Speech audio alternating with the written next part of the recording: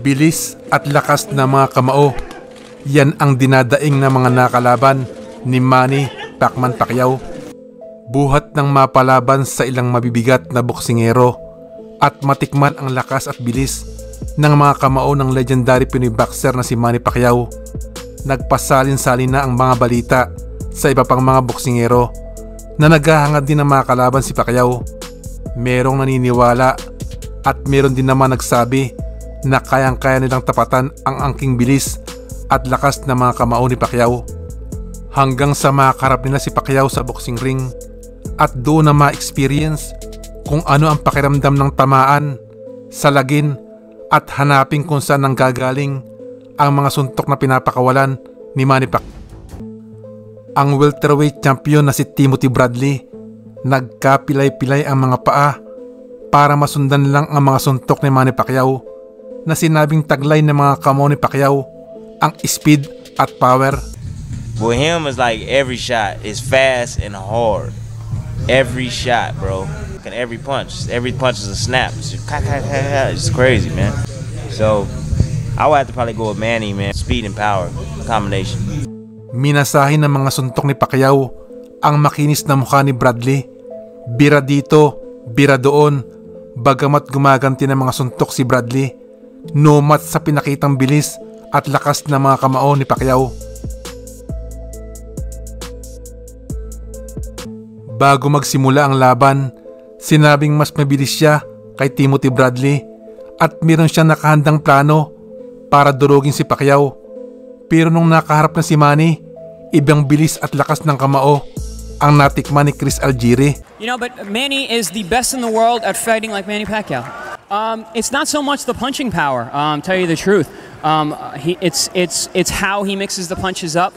Manny is the best in the world at fighting like Manny Pacquiao. He has a very, very distinct and unique style that he has perfected for what works specifically for his body type and his style and what works for him. Parang gulong na sasakyan si Algieri na nagpagulong-gulong sa boxing ring.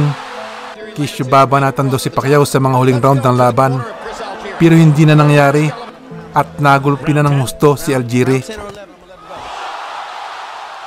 Ganyan-ganyan din ang naranasan ni Jesse Vargas na sorpresa sa bilis at lakas na ipinakita ni Manny Pacquiao na hindi lamang daw basta tatalunin sa Pacquiao kung hindi ina-knockout pa. I mean, he was very quick on his feet. You know, when Bradley said that he was complaining about his toes, you know, you definitely got to stay on your toes with Manny, and you know, he's quick. You know, he was in and out real quick. Sa round 2, nagulat na lang si Jesse Vargas nang unatan siya ni Manny Pacquiao ng malakas na kaliwa. Napasalampak si Vargas at namangha kung paano nagawa ni Pacquiao na banatan siya ng ganoong kabilis. Mahilo-hiluman, napangiti na lang si Vargas na tumayo para ituloy ang laban.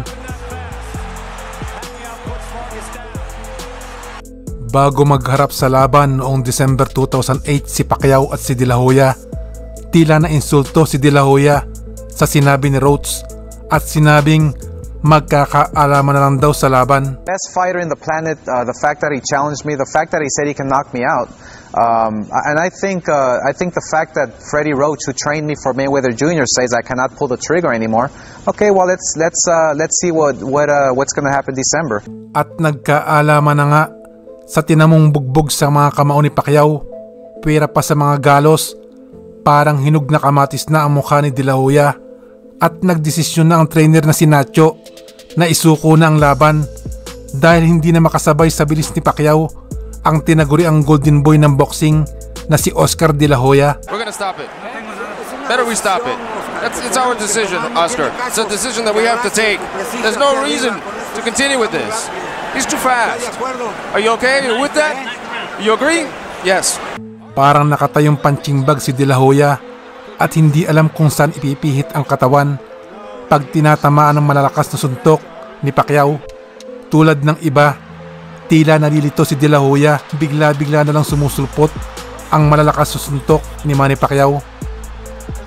Mikey Garcia, Errol Spence at Danny Garcia at marami pang iba, sila naman ang gustong makaharap si Manny Pacquiao at ma-experience kung ano ba talaga ang sinasabing bilis at lakas ng mga kamao ng nag-iisang 8th Division World Champion na si Manny Pacquiao. So yan lamang po ang gusto kong i-share sa inyo ngayong araw sa mga kaibigan at kababayan natin dyan sa Pinas, mga boxing fans at mga tulad kong OFW saan man panig sa mundo.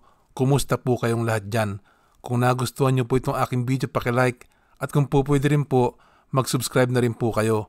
Maraming salamat sa inyong panonood.